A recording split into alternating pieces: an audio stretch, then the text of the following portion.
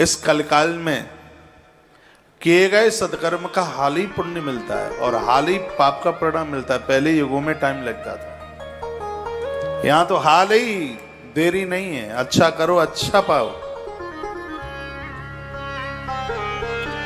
वर्णन किया है कि इस कलयुग में पापों को जलाने के लिए एकादशी के व्रत से परम साधन कोई दूसरा है ही नहीं, ऐसा वर्णन है। विशेष रूप से तो यह 11 एकादशी हम कलयुग के लोगों के लिए ही भगवान ने कृपा करके प्रकट कर दी। मुर नाम का दैत्य किसी भी प्रकार से कब्जे में नहीं आ रहा था। देवता इसके द्वारा बड़े परेशान थे। ये सब महादेव के पास पहुंचे। भगवान महादेव ने कहा कि इस निशाचर को जीतने के लिए भगवान नारायण के पास जाना होगा। तो भगवान महादेव, विधाता ब्रह्मा और संपूर्ण देवता विष्णु लोक भगवान नारायण के पास पहुंचे, प्रार्थना की और कहा मृत्यु लोक में एक निशाचर तैयार हुआ है, मुर, और उसने बहुत आकांत मचाया है। कैसे भी इससे रक्षा करो। इसने धर्म पुण्यों को समाप्त कर दिया है। धर्म सदकर्म लुप्त हुए जा रहे हैं। प्रभु कैसे भी इसका मारण करो। भगवान श्री बद्रीनाथ की भूमि में आकर के प्रकट हुए। बहुत घमासान इसके साथ युद्ध हुआ। कैसे भी मरने में नहीं आ रहा था ये। भगवान इतने थक गए थे कि भगवान एक गुफा में जाकर के सो गए। दोपहर का समय था। यह प्रभु को ढूंढता ढूंढता उस गुफा में जाकर के पहुंचा। भगवान शयन कर रहे थे, सो रहे थे। जैसे ही इसने प्रभु नारायण के ऊपर प्रहार करने की कोशिश करी, उसी समय भगवान नारायण के हृदय से एक दिव्य तेज प्रकट हुआ और वह तेज एक स्त्री के रूप में प्रकट हुआ और उस नारी ने शीघ्र ही उस मुर नाम के दैत्य को समाप्त कर दिया, खत्म कर दिया। यह तेज भगवान के देह से प्रकट हुआ। जब राक्षस समाप्त हो गया, भगवान के नेत्र खुले तो उन्होंने दिव्य देवी को वहां देखा। तो भगवान ने कहा, हे देवी, तूने आज इस निशाचर को समाप्त किया है। तेरे दर्शन मात्र से लोग अपने 11 तत्वों को जीत लेंगे। 5 ज्ञानेंद्रिय, 5 कर्मेंद्रिय और 11वां मन। जिसका मन वश में नहीं होगा, जिसकी 10वां इंद्रियां वश में नहीं होंगी, तेरे नाम करके वो अपने 11 तत्वों को जीत लेंगे। तेरी कृपा से है जीव 11 तत्वों को जीतेगा तब वो मोक्ष को प्राप्त होगा। इसलिए हे देवी, आज से लोग एकादश तत्वों को जीतने वाली देवी, लोग तुझे 11 के नाम से जानेंगे, एकादशी के नाम से जानेंगे। इस बद्रीनाथ क्षेत्र की महिमा बढ़ जाएगी। तेरा आगमन यहां पर हुआ है, लोग तेरा व्रत करेंगे। हर महीने में 2 बार तुम्हारी पवित्र तिथि आएगी। लोग तुम्हें वंदन करेंगे, पूजन करेंगे। भगवान नारायण कहते हैं कि तुम्हारा नाम 11 एकादशी भी होगा और तुम्हारा नाम विष्णु प्रिया भी होगा। भगवान बोले, जब देवताओं को शयन करने की जरूरत होगी उस दिन भी पवित्र मुहूर्त तेरे नाम से होगा, और जिस दिन देवता जगने को जाएंगे उस दिन भी पवित्र मुहूर्त तेरे नाम से ही होगा। जिस दिन आषाढ़ मास में देवता शयन के लिए जाते हैं उसको देव शयनी एकादशी कहते हैं, और जिस दिन देवता जागते हैं उसको हरि प्रबोधनी एकादशी कहते हैं। ऐसी यह 11 जो ताप प्रताप और संताप साप को दूर करती है। हरि वैष्णव जनों को एकादशी का व्रत करना ही चाहिए। ग्रंथ में लिखा है, जिन्होंने एकादशी का व्रत करके उसका उद्यापन किया है, उनका परिवार दिन दुना रात्रि चौगने के रूप में उभरता है। मृत्यु के समय पर किसी भी प्रकार का कष्ट नहीं होता। नारद पुराण में लिखा है, एकादशी का व्रत करने वाले लोग यमराज के रास्ते से नहीं जाते, वो किसी न किसी प्रकार से भगवान नारायण के गरुड़ की पीठ के ऊपर प्रस्थान करते हैं। मैं आग्रह पूर्वक निवेदन करना चाहूंगा, आप क्या क्या तीज त्योहार व्रत करते हैं कीजिए, लेकिन आप एकादशी का व्रत जरूर कीजिए। मैं बहुत छोटी उम्र से 11 का व्रत करता हूं। मैंने 2010 में एक बार उद्यापन किया है,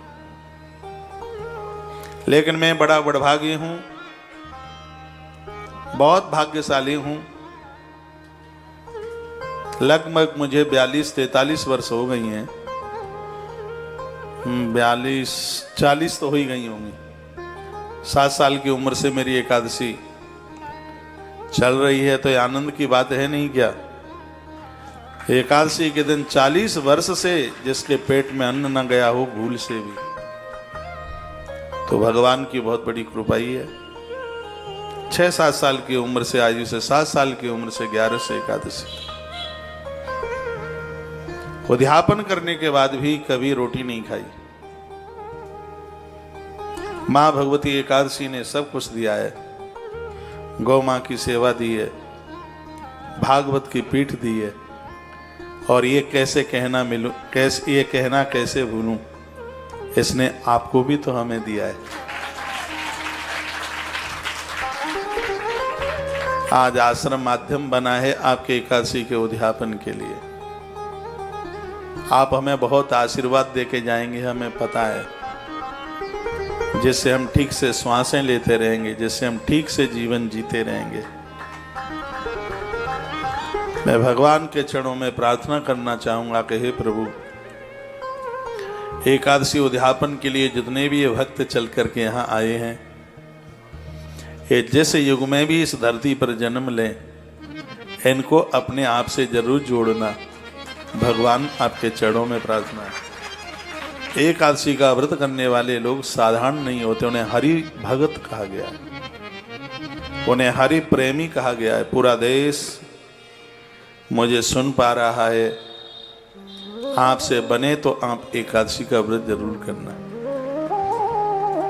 जिनके घर के पूर्वज पुरखे लोग जो 11 छोड़ करके गए हैं, वो उद्यापन नहीं कर पाए, तो उसका विधान ये है, उनके निमित्त 1 साल तक एकादशी का व्रत कर लें। एकादशी का व्रत 1 वर्ष के लिए। फिर कभी अधिक मास पड़े तो 2 एकादशी वो और कर लें अधिक मास वाली, तो 24 और 2 26 एकादशी हो जाएंगी।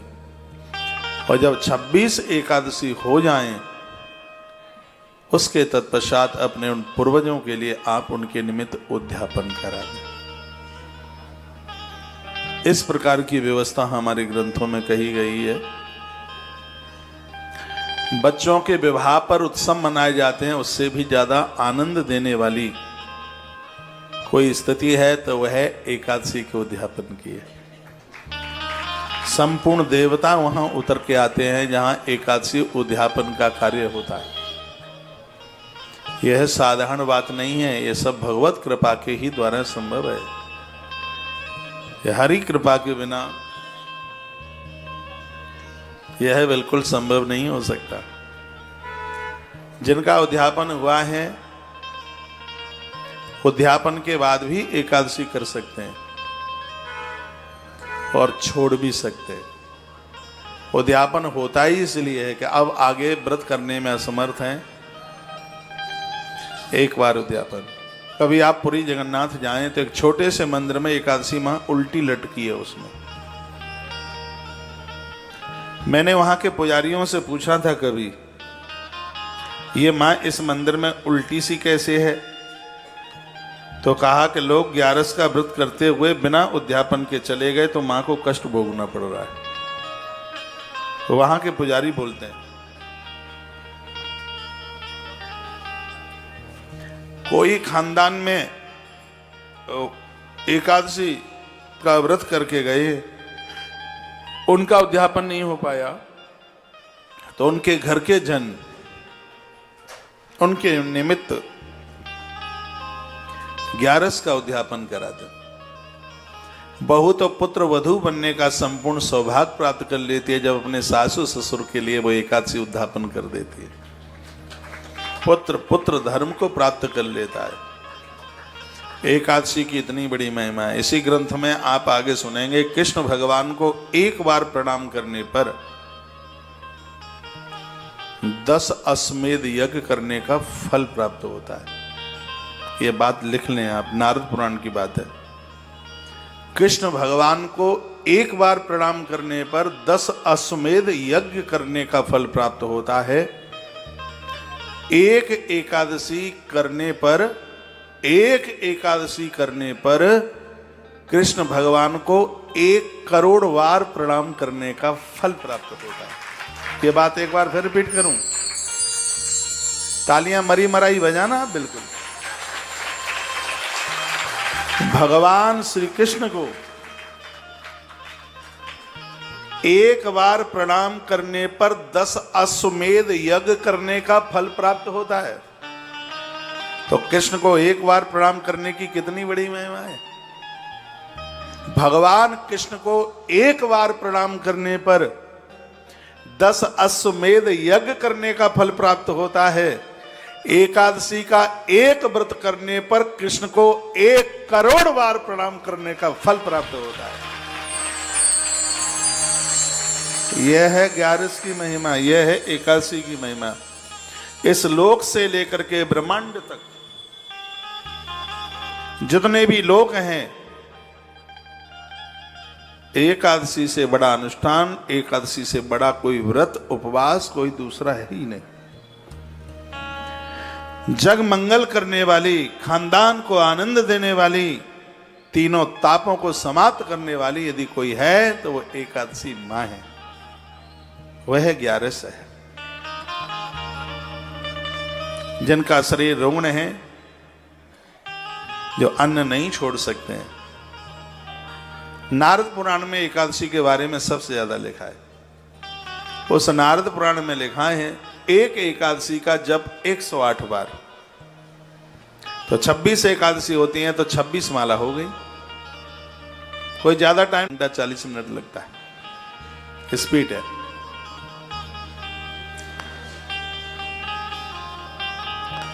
सुनिए, सुन लें। चलो आप 6 घंटे में कर लेंगे। जो अन्न नहीं छोड़ सकते ऐसे लोग 108 बार 26 एकादशी का उच्चारण करने पर वह एकादशी का व्रत करने का फल प्राप्त कर लेते हैं। एकादशी का व्रत करने का उन्हें फल प्राप्त, ये उनके लिए जो एकादशी करने में रुग्ण हैं, असमर्थ हैं, दिक्कत परेशानी है, उनके लिए। एक बड़ी और सुंदर बात कही, जो एकादशी नहीं कर सकते, एकादशी की बड़ी महिमा है। यदि जो नहीं करते वो एकादशी के दिन चावल ना खाएं, मटर मसूर ना खाएं, दाल ना खाएं, और दोपहर के भोजन में रोटी भी ना खाएं, पराठा खा लें, पूड़ी खा लें, रोटी ना खाएं। दोपहर में अपने घर में दाल चावल रोटी न बनाई, पूड़ी बना लो, पराठा बना लो, दही बूरे से खा लो, खीर बना करके खा लो, सब्जी बना लें, साग बना लें। फलियारी नमक, सेधा नमक आता है, थोड़ा महंगा तो आता है, स्वास्थ्य के लिए भी फायदेमंद है, वह प्रयोग में ले लीजिए। अभ्यास की साब को समाप्त कर देगी।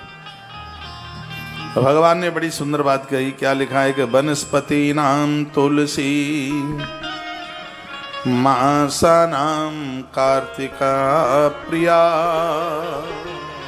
लिखने लायक बात है। वनस्पति नाम तुलसी मासा नाम कार्तिका प्रिया एकादशी तिथीनां च क्षेत्राणां द्वारका मम। तो भगवान नारायण कहते हैं कि मुझे वनस्पतियों में तुलसी से प्रिय कुछ भी नहीं है। बड़ प्रिय है भगवान को, कदम्ब प्रिय है भगवान को, पीपल प्रिय है भगवान को, लेकिन परमात्मा कहते हैं सब मुझे प्रिय हैं, लेकिन तुलसी से प्रिय कुछ भी नहीं है। फर्स्ट नंबर पर तुलसी है।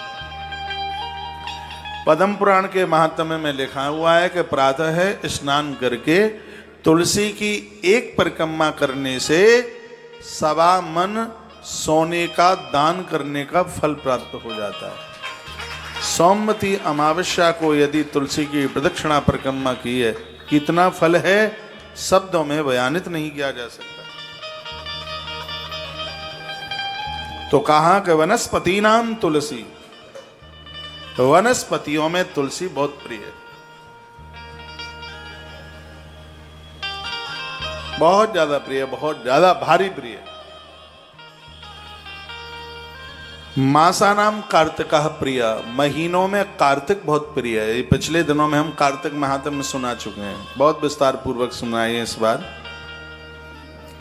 एकादशी तिथीनां च क्षेत्राणां द्वारिका मम।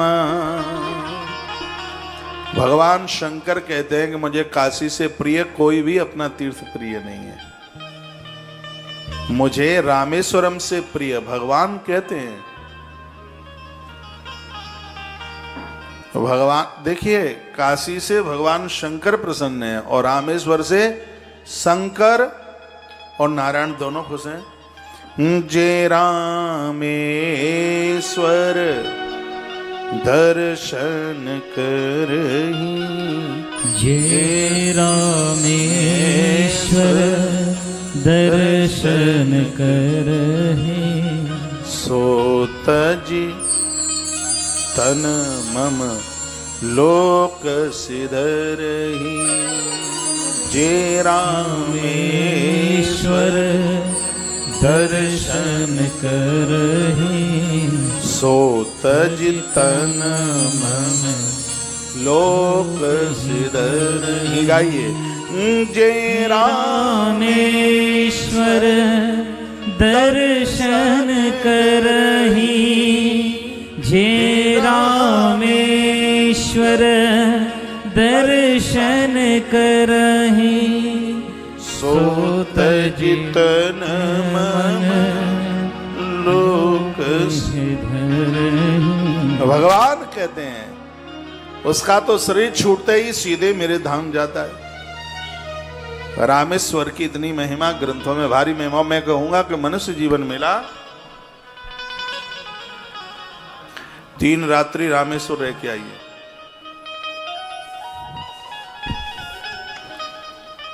सतयुग में 12 वर्ष तीर्थ में रहने से जितना पुण्य मिलता था, 12 साल। त्रेता में 1 वर्ष तीर्थ में रहकर उतना फल मिलता। त्रेता में 1 वर्ष तीर्थ में रहने पर जितना फल मिलता, द्वापर में 1 महीना तीर्थ में रहने पर उतना फल मिलता। द्वापर में 1 महीना तीर्थ में रह करके जितना फल प्राप्त होता, इस कलयुग में 1 रात्रि तीर्थ में रहने से उतना फल प्राप्त हो जाता। कभी तीर्थ में जाओ तो कम से कम 1 रात का टाइम लेके जाइए। मैं तो ऐसा ही करता हूं, तीर्थ में जाऊंगा तो 1 रात तो निकाल के आना। और ज्यादा टाइम है तो 2 रात लगा लो, और ज्यादा है तो 3 रात लगा लो, लेकिन तीर्थ के लिए थोड़ा सा टाइम लेकर के जाइए। आप सबको पता है कि साल 2022 में रामेश्वरम में कथाएं शिव महापुराण की, मालूम है क्या? अनाउंस सुना है? आगे आने का मन बना लीजिए। आप वैसे तीर्थ यात्रा के लिए जाएंगे, भागो भाग बचुआ भाग बिल्ली आई, ऐसे ही जाया जाता है। लेकिन इस कथा के माध्यम से जब जाओगे, आनंद की अनुभूति ऐसे नहीं बताई जा सकेगी कि जैसे गुड़ खा करके मूक व्यक्ति नहीं बता सकता कि गुड़ का स्वाद कैसा लगा। थोड़ी सहित हंसता है वो है, लेकिन बोल नहीं पाता। समय मिल जाए, टाइम मिल जाए, घर गृहस्थी के तो काम बने ही रहेंगे। तो भगवान ने आपको वानप्रस्थी इसलिए बना दिया है, अब घर के चंगुल से मुक्त हो जाएं इसलिए। अब यह दौरा तीर्थ यात्रा के लिए, युवान अवस्था में भी कर लोगे तो ठीक है। तीर्थ यात्रा रामेश्वरम में, और सबसे आनंद की बात 28 तारीख का प्रदोष है, 1 मार्च की शिव महारात्रि है। जिस रामेश्वरम की स्थापना स्वयं राघवेंद्र सरकार अपने हाथों से करते हैं, और 12 ज्योतिर्पीठ, और फिर सागर के किनारे से पुराण में लिखा है कोई भी सदकर्म समुद्र के किनारे किया जाता है तो करोड़ गुना नहीं, वह फल उसका अनंत गुना अपने आप में।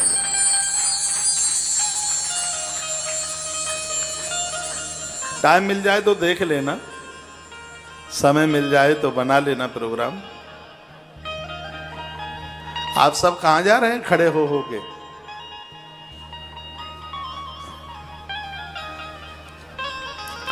भगवान नारायण कहते हैं कि जैसे महादेव को रामेश्वर काशी बहुत प्रिय है, स्वयं भगवान बोले, उसी प्रकार से मासानाम का, उसी प्रकार से क्षेत्राणाम द्वारका मम। भगवान कहते हैं कि उसी प्रकार से श्री द्वारका मुझे प्रिय। कृष्ण को द्वारका बहुत प्रिय है। कृष्ण भक्तों को तो अपने जीवन में एक बार श्री द्वारका जी का दर्शन करना चाहिए।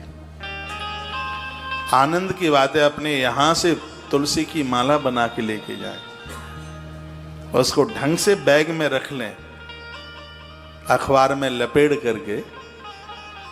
बद्रीनाथ या वृंदावन की तुलसी की माला और श्री द्वारका जी में द्वारका नाथ के कंठ में चढ़ाई जाती है, तो उसका महत्व तो ऐसे है जैसे गंगोत्री का गंगाजल रामेश्वर के ऊपर चढ़ाया गया।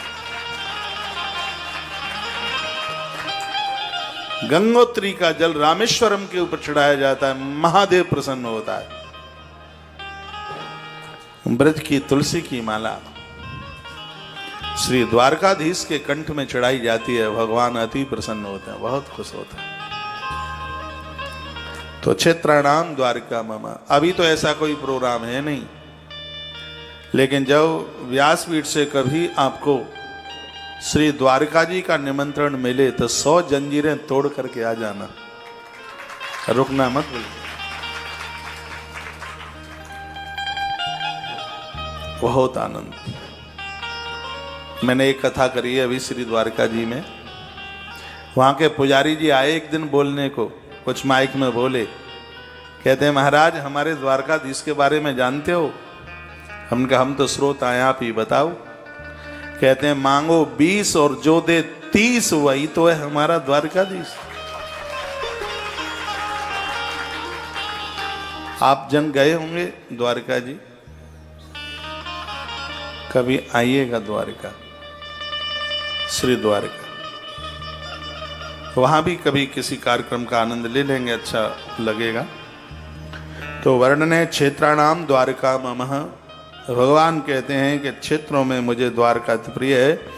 एकादशी तिथि नाम च, भगवान बोले तिथियां तो बहुत हैं, लेकिन तिथियों में मुझे एकादशी से प्रिय कोई दूसरी तिथि नहीं है। शाम का समय हो रहा है, संध्या के समय में सोते नहीं है, जाग करके कथा सुनी है, और वैसे भी 11 को तो आधी रात्रि तक सोया ही नहीं जाता। एकादशी का दिन है, भगवती राधा रानी के क्षेत्र में बैठे हुए हैं। भगवान श्री बांके बिहारी जी महाराज यहाँ के अधिपति देव हैं। इनकी कृपा के बिना तो कुछ संभव होता ही नहीं है। यमुना का किनारा यहाँ बिल्कुल नजदीक है, तुलसी वन आश्रम के परिसर में, और बिल्कुल बिल्कुल वे टू, एकदम बिल्कुल ऑन वे, वृंदावन परिक्रमा मार्ग में आप बैठे हैं। बिल्कुल नाक के सामने ही परिक्रमा मार्ग है। मैंने इस वृंदावन की बहुत परिक्रमा लगाई है, एक एक दिन में 2-2, 3-3 परिक्रमा लगाई। मैं किराए से रहता था। आज भी मुझे ध्यान है, कमरे का किराया 350 रुपया होता था, वो भी देना बड़ा मुश्किल होता था। तो भगवान को मैं प्रार्थना करता कि प्रभु जब भी कोई छोटी सी कुटिया बने तो परिक्रमा मार्ग में ही बन जाए। एक दिन मैं गोवर्धन नाथ भगवान की परिक्रमा करके आया, गर्मियों का दिन था। जिनके यहाँ मैं रहता था किराए पर, वो मेरे स्कूल के वो टीचर थे। वहीं मुझे मिल गए रास्ते में, कहा बेटे एक प्लॉट है, पसंद आ जाए तो देख ले। रात को 8:15 बजे मैं यहाँ आया, धूल उड़ती थी आगे। इस प्लॉट में मैंने एक तुलसी का पेड़ देखा था बस। हमने कहा गुरुजी जगह हमें पसंद है, इसलिए तो इसका नाम तुलसी वनाश्रम है, इसलिए है इसका नाम तुलसी वनाश्रम। और वृंदास शब्द का पर्यायवाची शब्द है।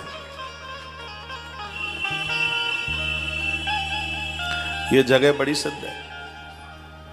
यहां बहुत लंबे समय तक अखंड रामायण नीचे मंदिर में चला है, नीचे दर्शन बहुत सालों तक, बहुत लंबे समय तक, 1 मिनट के लिए भी बंद नहीं हुआ।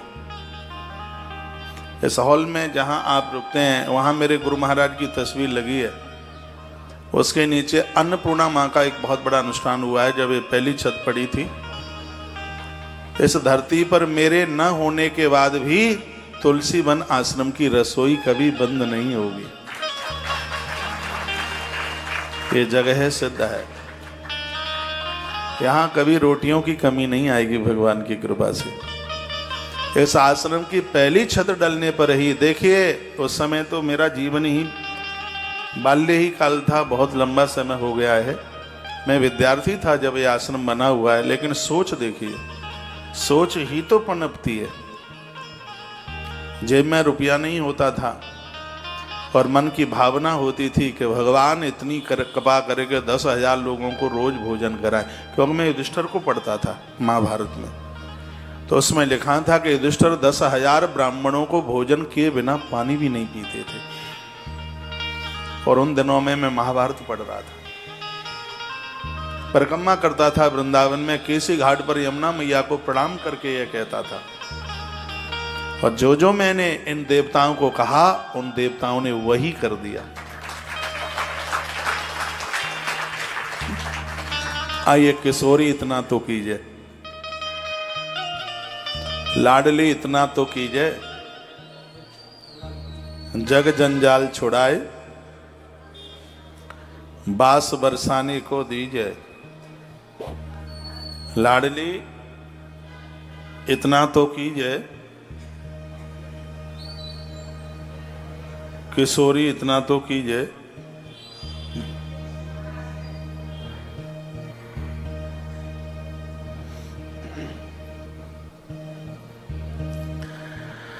बहुत आनंद की पंक्तियां हैं। मुझे सूर के पद बहुत मलूक लगते हैं। उनका एक पद में सदैव गुनगुनाता रहता हूं, सबसे ऊंची प्रेम सगाई। इतना प्यारा लगता है, कितना आनंद आता है।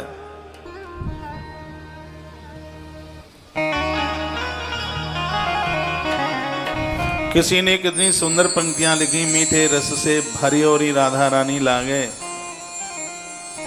मोई कारो कारो जमुना जी रो पानी लागे।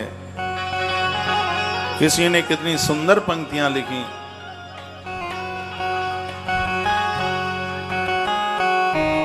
आइए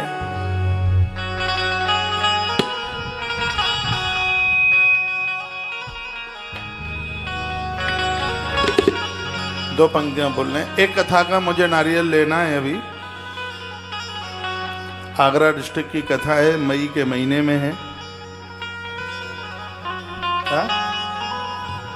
शाहीपुरा खादर, वो क्या होता है? अच्छा, आ जाए नारियल लेके।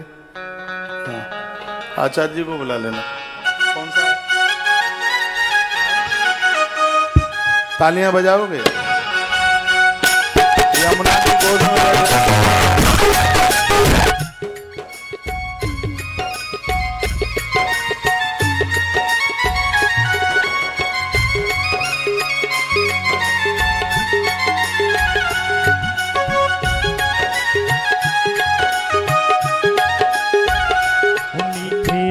से भरौड़ी राधा रानी लागे महारानी लागे मन करो करो यमुना जी को पानी लागे मीठे रस से भरौड़ी राधा रानी लागे महारानी लागे मन करो करो यमुना जी को पानी लागे।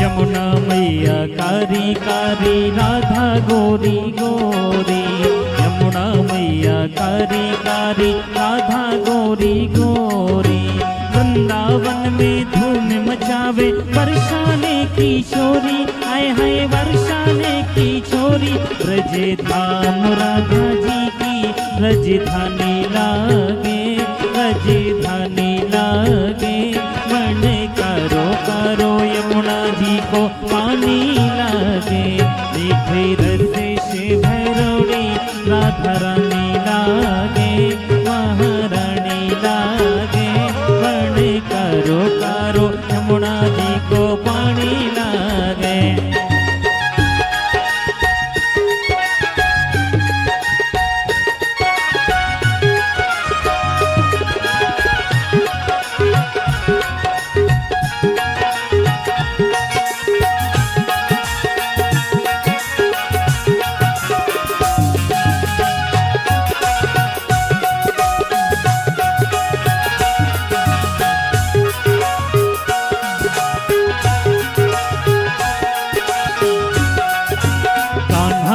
मुरली में तेरे सुमरे बारंबार कान्हा नित मुरली में तेरे सुमरे बारंबार कोट ने रूप धरे मन मोहन कहू न पावे पार रूपो रंग की छवीली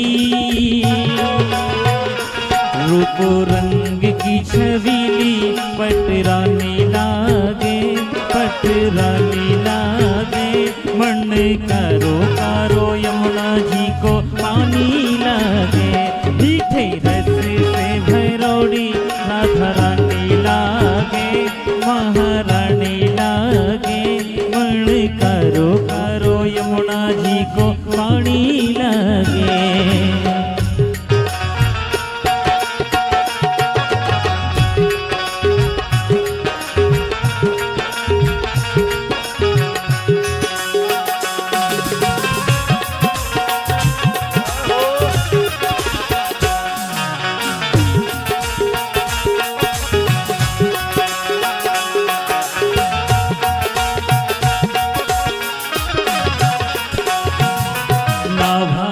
मन माखन मिश्री अब न कोई मिठाई ना भावे मन माखन मिश्री अब न कोई मिठाई मारी जी भड़िया में भावे राधा नाम मलाई राधा नाम मलाई वृषभान की लली तो गुड़ धनी लागे गुड़ धनी लागे मन करो करो यमुना जी को पानी लागे मीठे रस से भरौड़ी राधा रानी लागे महारानी लागे मन करो करो यमुना जी को पानी लागे।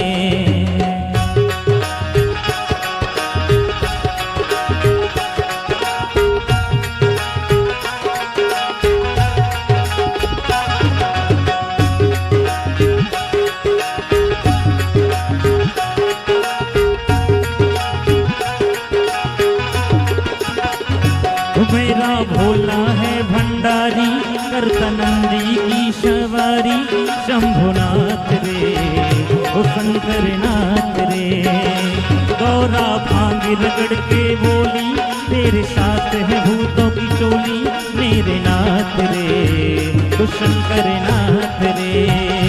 मेरा भोला है भंडारी करे नंदी की सवारी, मेरे नाथ रे ओ शंकर नाथ रे।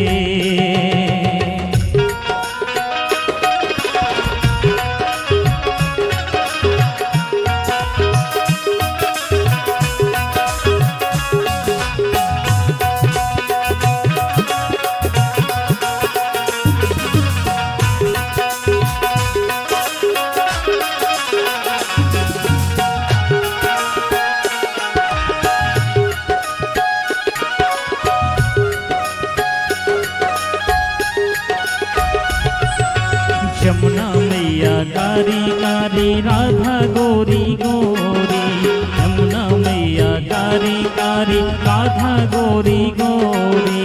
वृंदावन में धूम मचावे बरसाने की छोरी, आय हाय बरसाने की छोरी। ब्रज धाम राधा जी की राजधानी लागे, राजधानी लागे। मरने कारो कारो यमुना जी को पानी लागे, मीठे रस से भरोड़ी राधा रानी लागे, महारानी लागे। मरने कारो कारो यमुना जी को पानी लागे, मरने कारो कारो यमुना जी को पानी लागे, मरने कारो कारो यमुना जी को पानी लागे, मरने कारो कारो यमुना जी को पानी लागे, मरने कारो कारो यमुना जी को पानी लागे, मरने कारो कारो यमुना जी को पानी लागे।